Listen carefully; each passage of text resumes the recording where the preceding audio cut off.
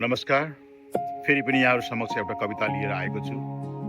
जीवन सिधा बाटो होइन, हामीलाई बदल्ने कुरा प्राय गन्तव्य होइन, बिचमा आएका मोडहरू हुन्। यही भावलाई कविताको रूपमा प्रस्तुत गरेको छु।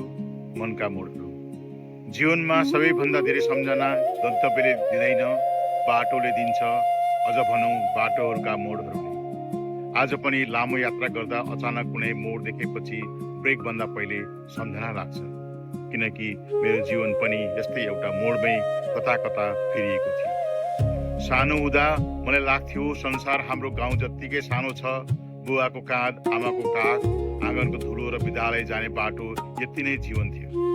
पछि एउटा मोड आयो, पढ्न भनेर घर छोडे। पहिलोपटक थाहा पाएँ घरबाट टाढा जानु सामान बोक्नु मात्र होइन रहेछ, आफ्नै एउटा अंश पछि छोडेर हिँड्नु पनि रहेछ। फेरि अर्को मोड आयो, रोजगारको खोजीमा देश छोडे। सोचेको थिएँ परदेश केवल अर्को देश हुनेछ, पछि बुझ्दै गएँ परदेश भनेको हरेक चाडमा फोनको घन्टी कुरेर बस्नु रहेछ। आफ्नो समयभन्दा घरको समय हेरेर दिन गर्नु रहेछ। अनि अर्को मोड आयो, आफ्ना छोराछोरीले मेरो भाषा बुझ्न छोडे र मैले उनीहरूको संसार बुझ्न नयाँ भाषा सिक्न थालेँ। त्यही दिन थाहा पाएँ पुस्ता बदल्नु भनेको रगत बदल्नु होइन, समय बदल्नु रहेछ। जीवन यस्तै मोडहरू पार गर्दै आयो। कतै मानिस छुटे, कतै सपना, कतै आफै। आज पछाडि फर्केर हेर्दा कुनै पनि मोड गलत लाग्दैन, किनकि त्यही मोडहरूले मलाई आजको म बनाएको।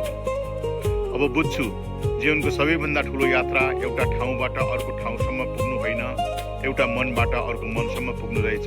र सबैभन्दा कठिन मोड पहाडको घुम्तीमा होइन, आफ्नै मनभित्रको आउँदो रहेछ। त्यसैले यदि तपाईँ पनि कुनै मोडमा उभिनु भएको छ भने नआत्तिनुहोस्, किनकि सिधा बाटोले गन्तव्य पुर्याउन सक्छ, तर मोडहरूले मात्र मान्छे बनाउँछ। धन्यवाद।